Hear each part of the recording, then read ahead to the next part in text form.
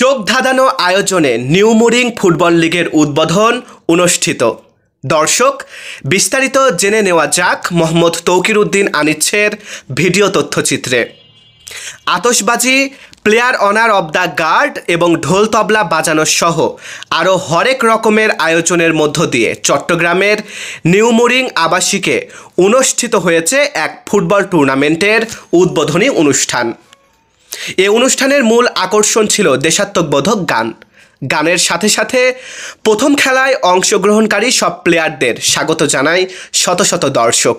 আর সে মুহূর্তে গোটা এলাকা জুড়ে সৃষ্টি হয় এক আনন্দঘন মুহূর্তের। অনুষ্ঠান দেখতে ছুটে আসেন শত শত নারী পুরুষ। আনন্দে মেতে ওঠেন তারা। 20 ডিসেম্বর রাতে বড়পোল নিউমুরিং আবাসিক এলাকার 6 নং রোডে অবস্থিত বিশাল এক খোলা মাঠে এ ফুটবল লিগের আয়োজন করা হয়।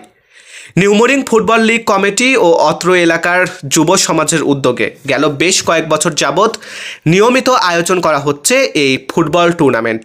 এবারও তার ব্যতিক্রম হয়নি। প্রথম দিনে 2 দল করে 2 দফায় মোট 4 দলের খেলা অনুষ্ঠিত হয়।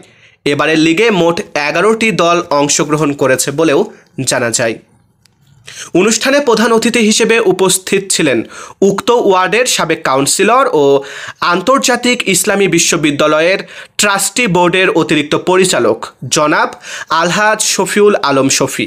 তিনি বলেন, যুব সমাজকে মাদক থেকে দূরে রাখতে ও একটি সুস্থ সমাজ গড়ে তুলতে খেলাধুলার বিকল্প নাই।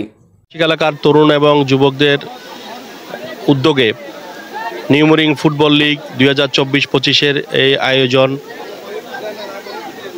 চট্টগ্রামের তথা এই বাংলাদেশের অন্যতম শ্রেষ্ঠ দৈনিক আজাদী সহ অন্যান্য যারা মিডিয়া আছেন, আজকে ইলেকট্রনিক মিডিয়া এবং প্রিন্ট মিডিয়া সাংবাদিকগণ, আপনারা আমার এই এলাকার এই ফুটবল টুর্নামেন্ট মধ্য দিয়ে প্রচারের মধ্যে দিয়ে যে উদ্যোগ নিয়েছেন, এটিকে আমি স্বাগত জানাচ্ছি, আপনাদের প্রতি কৃতজ্ঞতা জানাচ্ছি এবং আপনাদের মাধ্যমে, এই চ্যানেলের মাধ্যমে আমি আমার এলাকার সমস্ত মানুষকে অভিনন্দন জানাচ্ছি। বিশেষ করে এই এলাকায় আজকে যারা হাজার হাজার মানুষ এই খেলা দেখার জন্য, উপভোগ করার জন্য এসেছেন।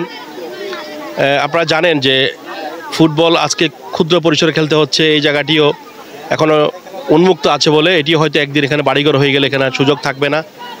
এখন আসলে মানুষ খেলার ক্রিকেট, ফুটবল অত্যন্ত জনপ্রিয় এখনও বাংলাদেশে, কিন্তু খেলার মাঠের অভাবে সেভাবে মানুষ খেলতে পারছে না বলেই ছেলেরা, তরুণরা আজকে মাদক, জুয়া এবং মোবাইলে, ইউটিউব সহ বিভিন্ন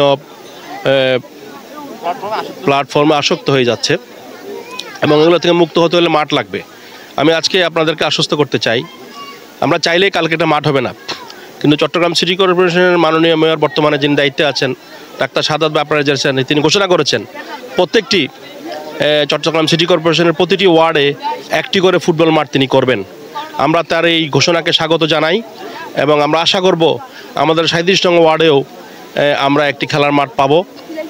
আর বন্দরের যে স্টেডিয়ামটি, আমি যখন কাউন্সিলর ছিলাম আমি অনুমতি নিয়ে সেখানে অনেকগুলো খেলার আয়োজন করেছিলাম।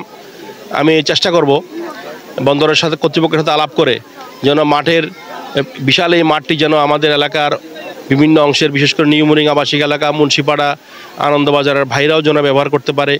আমাদের পাশের শারীরিক শিক্ষা কলেজে যে মাঠটি আছে, এগুলো যেন আমাদেরকে উন্মুক্ত করা হয়। আমি কর্তৃপক্ষের সাথে আলাপ করব এবং আপনাদের মাধ্যমে তাদেরকে অনুরোধ জানাচ্ছি।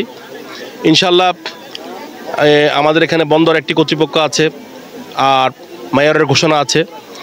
আমরা আশা করব যদি 2টি মাঠ এখানে হয়, এই সমস্যা অনেকাংশে কমে যাবে এবং আমাদেরকে এখন 2-1টা জায়গায় টার্ফ হয়েছে।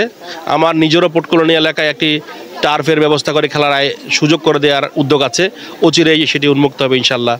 আজকের এই টুর্নামেন্টের সফলতা কামনা করছি এবং তরুণ যুবকরাই এই বৈষম্য বিরোধী বাংলাদেশ বিনির্মাণে যেভাবে এগিয়ে এসেছে, একটি সুন্দর, সকলের বসবাসযোগ্য, একটি কল্যাণমুখী বাংলাদেশ তৈরিতে এই তরুণ যুব সমাজরা ইনশাল্লাহ আমাদেরকে নেতৃত্ব দেবে এবং আমি এই তরুণদেরকে মেসেজ দিব সেটাই, আজকের এই টুর্নামেন্টের আয়োজনের মাধ্যমে তারা যেভাবে সমর্থন পেয়েছে হাজার হাজার মানুষের, এই টুর্নামেন্টের মধ্যে একটি মেসেজ লুকিয়ে আছে যে একটি যদি ফেয়ার প্রতিদ্বন্দ্বের আয়োজন করা হয় তাহলে মানুষ অংশগ্রহণ করতে পারে এবং মানুষ সেই প্রতিদ্বন্দ্বের মধ্যে দিয়ে যিনি বিজয়ী হবেন তাকে তারা গ্রহণ করে নেবেন।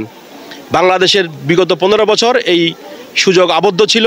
ইনশাল্লাহ এই প্রতিদ্বন্দ্বিতার মধ্য দিয়ে আমরা আগামী দিনে একটি নিরপেক্ষ প্রতিদ্বন্দ্বিতার পূর্ণ বাংলাদেশ নতুন নেতৃত্বের মধ্যে দিয়ে শুরু হবে, এই মেসেজটাই আমি দিলাম। এই মেসেজ এখান থেকেই পাওয়া গিয়েছে। সকলকে আন্তরিকভাবে ধন্যবাদ জানাচ্ছি। আসসালামু আলাইকুম রহমতুল্লাহ। উক্ত অনুষ্ঠানে বিশেষ অতিথি হিসেবে উপস্থিত ছিলেন বন্দর ইসলামী শ্রমিক সংস্থার সাবেক সাধারণ সম্পাদক জনাব মোহাম্মদ ইয়াসিন। আরও উপস্থিত ছিলেন অত্র এলাকার গণ্যমান্য ব্যক্তিবর্গরা। দর্শক, এই ছিল আমাদের কাছে সর্বশেষ খবর। দেশ বিদেশের সব খবর সবার আগে পেতে চোখ রাখুন সময়ের কথা অফিসিয়াল ফেসবুক পেজ ও ইউটিউব চ্যানেলে। এতক্ষণ সাথে থাকার জন্য ধন্যবাদ সবাইকে।